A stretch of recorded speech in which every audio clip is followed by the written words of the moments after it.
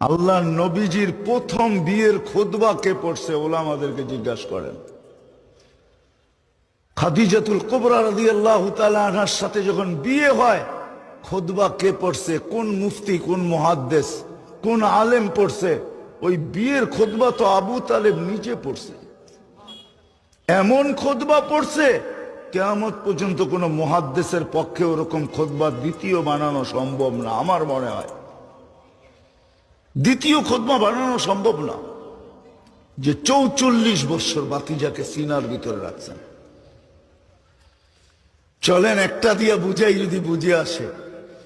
আনাস ইবনে মালিক রাদিয়াল্লাহু তাআলা আনহুর বাসায় মেহমান আসছেন, তো দস্তরখান বিছাইছেন, দস্তরখানে ময়লা ছিল, তো উনি উঠায়া, সামনে চুলা জ্বলতেছিল, মেহমানের জন্য পাকশাক হইতেছিল, উনি দস্তরখান উঠায়া চুলার ভিতরে নিক্ষেপ করছেন। সবাই তাকায় তাকায় দেখতেছিলেন যে এটা কি করলো, এটা তো পুরা ছাই হয়ে যাবে। একটু পরে উনি বাহির করে নিয়ে এসে ঝাড়া দিছেন, ময়লা পরিষ্কার, আগুন ময়লা খায়া ফেলছে, ছাই বানায়া দিছে, ঝাড়া দিছেন, পরিষ্কার হয়ে গেছে, দস্তরখান বিছায়া দিছেন। সবাই জিজ্ঞাসা করছে, আনাস এই জাদু কোত্থেকে শিখলে? তো বলতেছে এটা জাদু না, এই দস্তরখানি আল্লাহ রসুল খাইছিলেন আর এটার ভিতরে হাত মুছছিলেন। ওই দিন থেকে আমি দস্তরখানকে এইভাবে পরিষ্কার করি। ময়লা তো খায় বটে, কিন্তু দস্তরখানের একটা সুতা খাওয়ার ক্ষমতা রাখে না। যেই রসুলের হাতের ছোঁয়া লাগলে দুনিয়ার আগুন পাওয়ারফুল যতই হোক একটা সুতা জ্বালানোর ক্ষমতা রাখে না।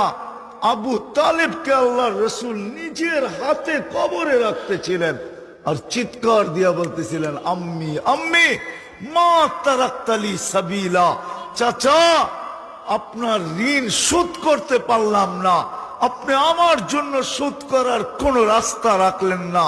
বলছিলাম কলেমা পড়েন, পড়লেন না, বলছিলাম ঠোঁট হেলান, হেলাইলেন না। যদি চুপও থাকতেন তো কিছু একটা করার সুযোগ ছিল। আপনি তো মৃত্যু লগ্নে একটা চিৎকার দিয়া মক্কাবাসীকে শোনায়া দিলেন, আলা মিল্লাতি আব্দুল মুত্তালিব। আব্দুল মুত্তালিবের মিল্লতের উপরে, ধর্মের উপরে আমি চলে যেতেছি। সত্য এটাই।